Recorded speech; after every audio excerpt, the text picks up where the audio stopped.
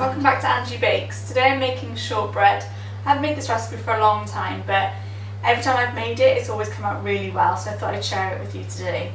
So I'll put all the ingredients in the description box down below, but let's get started. So what you're going to do is cream together your sugar and your butter. So I've left this out a little bit. I have just popped it in the microwave for a few seconds on low just to soften it up a little bit. You're going to cream together those. So today I'm just going to use a wooden spoon, but you can use an electric mixer if you wanted to. Maybe I should have used an electric whisk. Oh, that is a bit hard, but sometimes I like to make things with a wooden spoon. I just feel like it's so easy to use like an electric whisk. It's nice sometimes just to go back to doing it hand by hand, you know.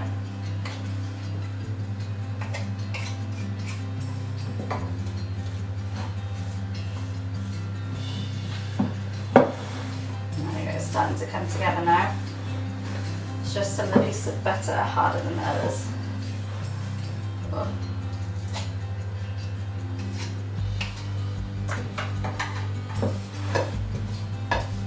It's quite a simple recipe actually. I always thought shortbread was really difficult to make. That's why I never really made it. But my partner loves shortbread and I tried the recipe last year and it's just really simple. But just don't make the mistake that my partner's dad made when he first made shortbread, which was when it comes out of the oven it is slightly soft. It then hardens up as it cools. So he threw away I think 2 batches of shortbread that he made. Because he thought that he'd done it wrong because they were soft when they came out of the oven. So just a warning for everyone. There we are, and now the butter and sugar have come together. Let's give it a last.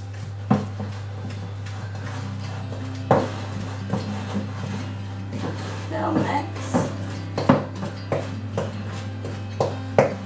Make sure some of these harder bits of butter are all mixed in.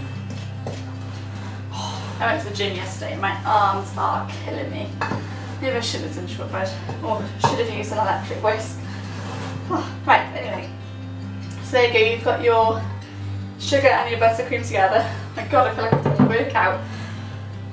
Right, and then you're going to sift in your plain flour.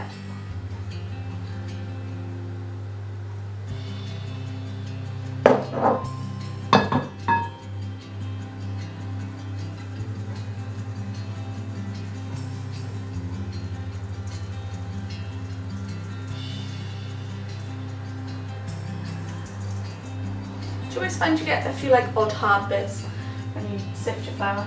I do anyway. And then you're going to add your corn flour. Oh, I knew that was going to happen.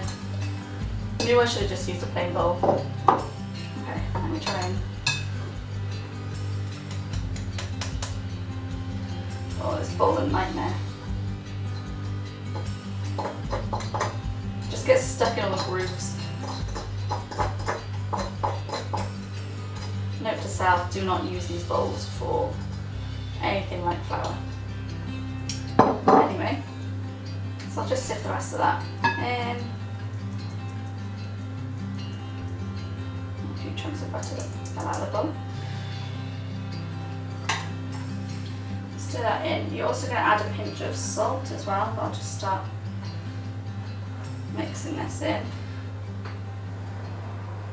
And I got flour everywhere again. So yeah, just keep mixing it in basically. It will start to form a dough, you might have to get your hands in to bring it fully together.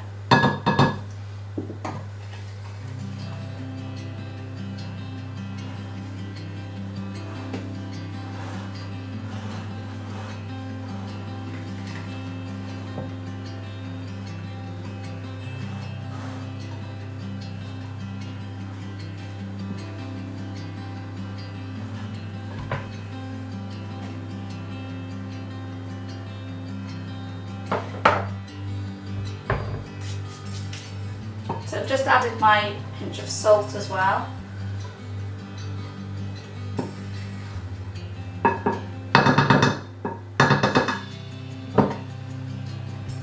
quite dry at the moment, but I think I might need to get my hands in just to bring it all together really. Because I don't think the spoon is going to do much more now. So,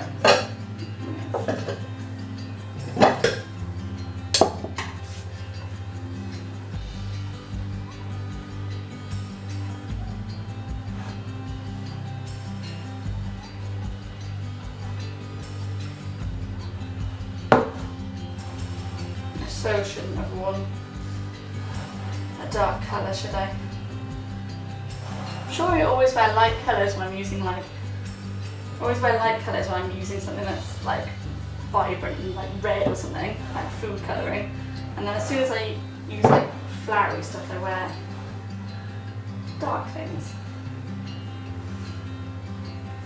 Just getting a mess. Really, I should just wear my apron, but. So it is starting to come together now. Just got to work it together so it forms a dough. Obviously, with the texture of shortbread, it will be quite crumbly anyway.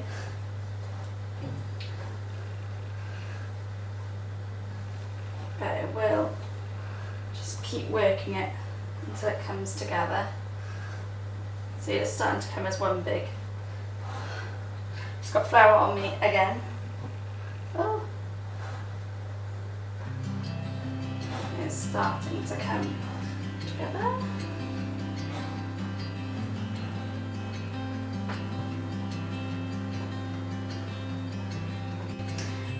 So I'm just finishing bringing it all together.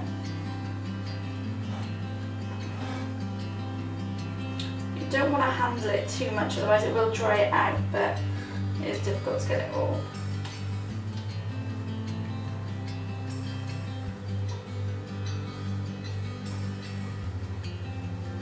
Just trying to get like all the last little remnants out of the thing. There we go, so I've got my ball of dough there. So what we're going to do then is just roll it out on a floured surface and cut out our shapes. Just pop it there and get my rolling pin.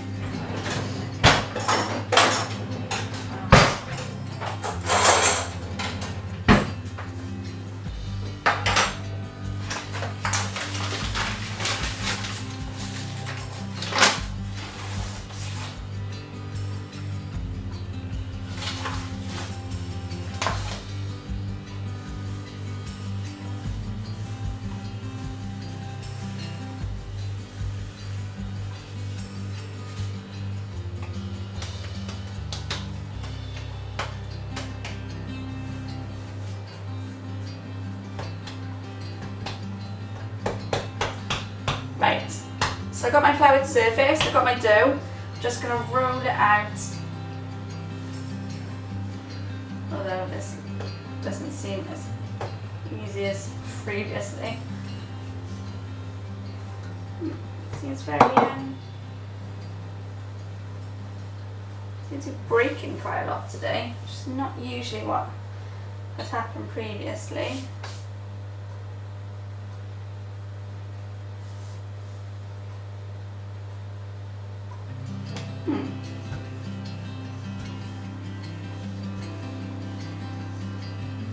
So you want to roll it out to about an inch in thickness.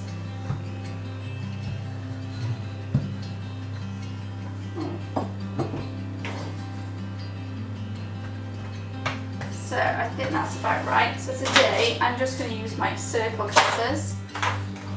So you can use any size you want really. I'm going to use, do you know what size this is? 2 and 5/8 inch cutter or a 68 millimeter cutter. Just going to flour the edges just so it doesn't stick. But I'm going to do both the crimped edges and the round ones. And just cut them out.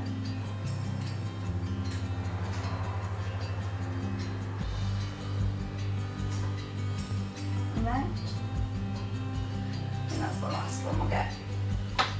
that, so just get your fork and just run along it.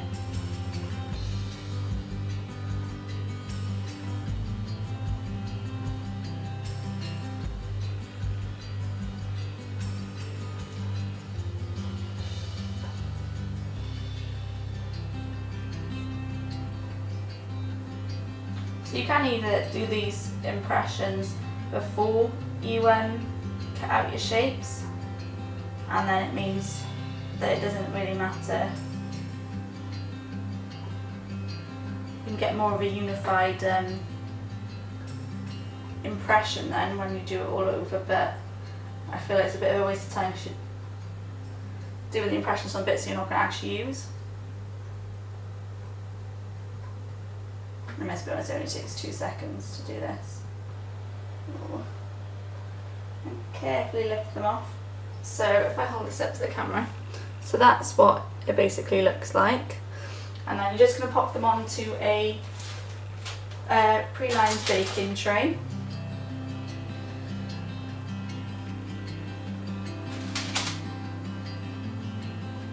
And you're going to bake them at 170 degrees on a fan oven for roughly 20 minutes. You can chill the batter before you use it, just to firm up the batter again. However, I've never found it really makes much difference, if I'm being honest. I did it the one time, and the one time I forgot, and I didn't find any, difference in the texture or anything like that.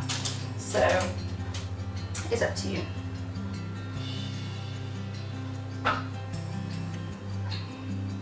And then, sorry, we're going to bake them for 20 minutes. I don't know if I mentioned that before.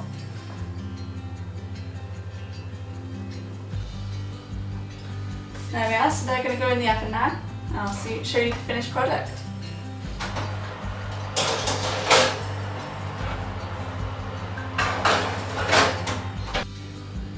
Okay, so my second batch is just in the oven, but this is the first batch. So I just sprinkled them with a little bit of caster sugar and basically just let them cool for a few minutes on the trays before I transfer them to a wire rack. They look really nice and they're now hardened up as well and look ready to eat. So guys, if you like this video, please give it a big thumbs up and don't forget to subscribe as well. It means so much. I hope you enjoyed the recipe and I'll see you in my next video. Bye!